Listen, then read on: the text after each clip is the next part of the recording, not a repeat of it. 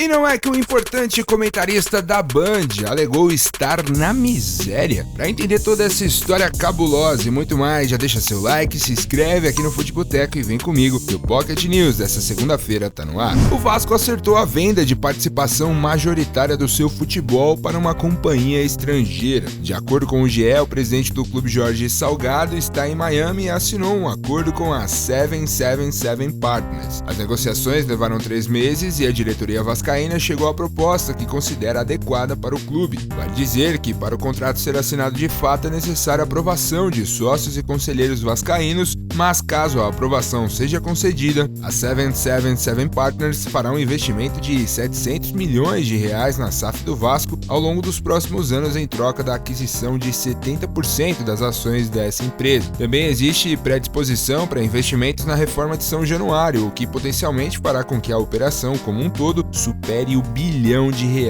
A estrutura do negócio é semelhante à adotada por Botafogo e Cruzeiro nas vendas para John Textor e Ronaldo, respectivamente. A 777 foi fundada em 2015 com sede em Miami, nos Estados Unidos, e investe em diferentes ramos como aviação, serviços financeiros, seguros, mídia e entretenimento. No futebol, a empresa comprou integralmente o Genoa da Itália e adquiriu participação minoritária no Sevilha da Espanha. Bom, essa era uma venda esperada, todo mundo sabia que o Vasco estava se preparando para isso, a gente só não sabia quando que ia acontecer.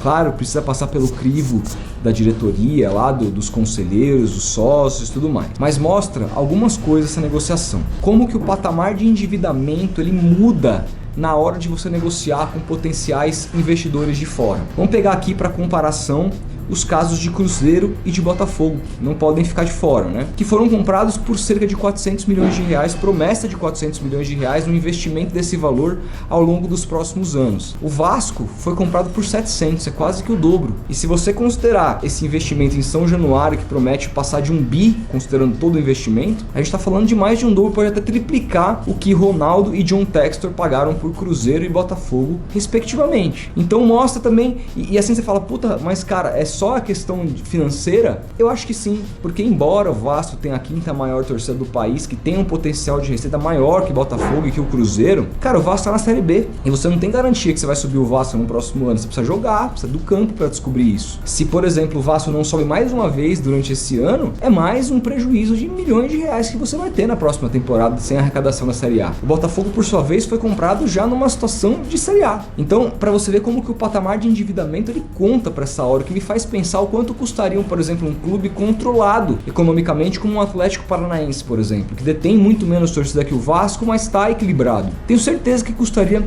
muito mais agora. Embora a gente lamente que os clubes brasileiros grandes estejam sendo vendidos por conta de más gestões, que não é o ideal, longe disso, por valores muito abaixo, valores também que o momento do país corroboram, porque a moeda está muito fraca, fazendo com que fique ainda mais barato para investidor de fora vir aqui comprar. Eu entendo o sentimento do vascaíno, do botafoguense. Tá vendo aí, por exemplo, o vascaíno vendo o botafoguense feliz com o time dele vencendo uma disputa de técnico grande com o Corinthians. Quando que isso aconteceria ao longo dos últimos 20 anos? Muito difícil. Então eu entendo a animação do torcedor do Vasco, apesar de achar que essa venda não acontece do jeito certo, porque o jeito certo mesmo seria que o Vasco fosse bem gerido há muito tempo, mas né, a gente precisa trabalhar com a realidade. Dito do caso, recomendo muito a matéria lá do GE, do Rodrigo Capello, que ele destrincha toda essa negociação, então você vai ficar sabendo mais detalhes, é muito importante a sua leitura. E mais do que isso, é mais um time que vem aí por um curto a médio prazo incomodar no futebol brasileiro. Você não tem a menor dúvida disso, fazendo com que o futebol brasileiro cresça como um todo, o campeonato brasileiro cresça como um todo. Não tenho dúvida de que o Vasco já está na Série A e vai ser um clube que certeza vai incomodar muito time que está aí por aí, liderando nos últimos anos na tabela. Para não perder os direitos da Premier League para a Warner, a Disney pagou um valor bilionário. Segundo o relatório divulgado pela liga de futebol mais importante do mundo, a quantia paga para a manutenção dos direitos em toda a América Latina foi de 300 milhões de euros, que na conversão atual chega a 1 bilhão e 700 milhões de reais. O contrato foi renovado até o fim da temporada 2024-2025, com um valor 35% maior em relação ao que a Disney desembolsou pela Premier League nas últimas 3 temporadas. esportes. Com a transmissão da Supercopa do Brasil entre Flamengo e Atlético Mineiro, a Globo cresceu na audiência. De acordo com o site Notícias da TV, a partida narrada por Luiz Roberto marcou 18,3 pontos de média e teve picos de 25 pontos na Grande São Paulo. Com isso, o futebol subiu em 31,6% os números da faixa em relação ao que o programa The Masked Singer costuma alcançar, mesmo sem nenhum time paulista envolvido. Já no Rio de Janeiro, o confronto marcou 27 pontos de média e 51 de participação, um crescimento de 80% de audiência na faixa no comparativo com os 4 domingos anteriores. A estratégia da Record é se aproveitar do público de futebol deixado pela Globo após a boa audiência de Atlético Mineiro e Flamengo em São Paulo deu muito errado. A emissora, que na sequência exibiu Santos e São Paulo pela primeira fase do Paulistão, anotou apenas 9 pontos de média, ficando muito atrás dos 16 pontos atingidos pela Globo com o Domingão do Hulk. A pontuação pelo menos foi suficiente para manter a emissora na vice-liderança atrás do SBT e marcou 7 pontos no Ibope. O streamer Casimiro Miguel deixou oficialmente o SBT após 3 anos. O fenômeno da internet resolveu sair da emissora para se dedicar ainda mais ao seu trabalho com lives. De acordo com o site Notícias da TV, a rescisão do vínculo foi feita na casa de Casimiro no Rio de Janeiro de forma amigável. Caso tenha desejo de voltar no futuro, as portas do SBT foram deixadas abertas para Casimiro. O influenciador estava na empresa desde janeiro de 2019, quando foi contratado para atuar no programa SBT Sports Rio, exibido na hora do almoço e comandado por Fernanda Maia. Em processo por pagamentos atrasados do condomínio de um apartamento na zona leste de São Paulo, o ex-goleiro Ronaldo Giovanelli, ídolo do Corinthians e comentarista da TV Bandeirantes,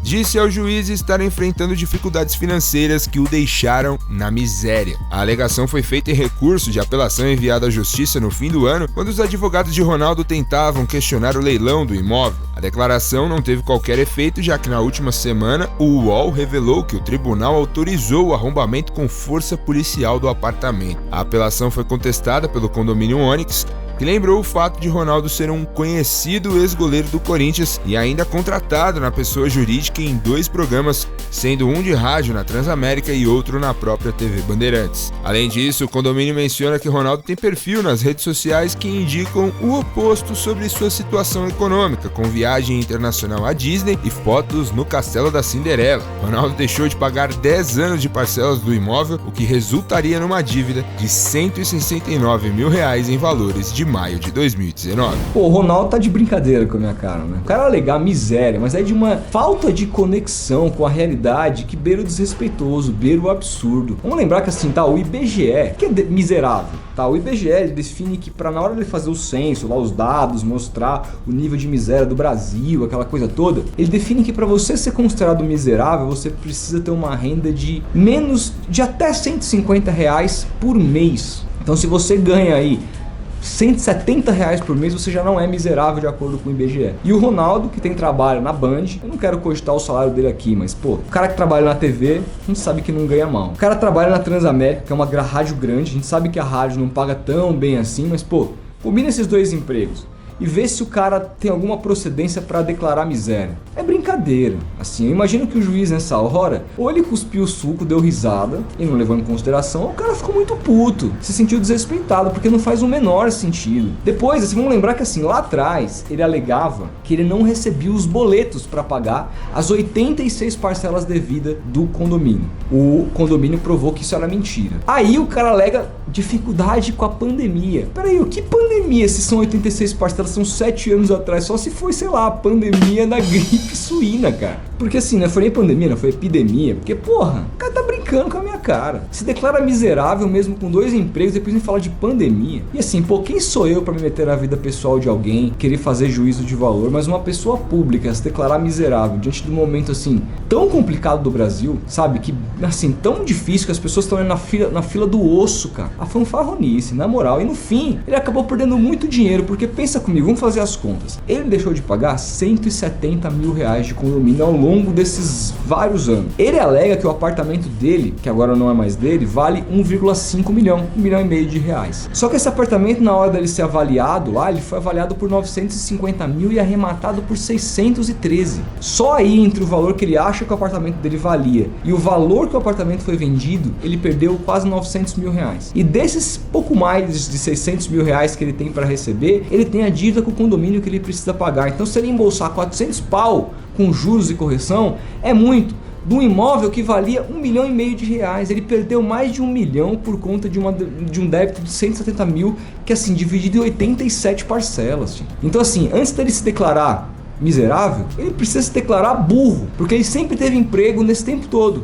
E vamos lembrar que quem mora lá não é ele, tá? São os pais que se ferraram com essa falta de pagamento, com essa falta de débitos nos boletos lá mensais. Então assim, pô, tá de brincadeira. Agora eu quero saber de você. O que você achou dessa declaração de miséria dele? Você também achou desrespeitosa aí para com os verdadeiros miseráveis do Brasil? Comenta aí, quero saber a sua opinião. Deixa o like se gostou do vídeo. A gente vai se falando. Um grande abraço e até amanhã.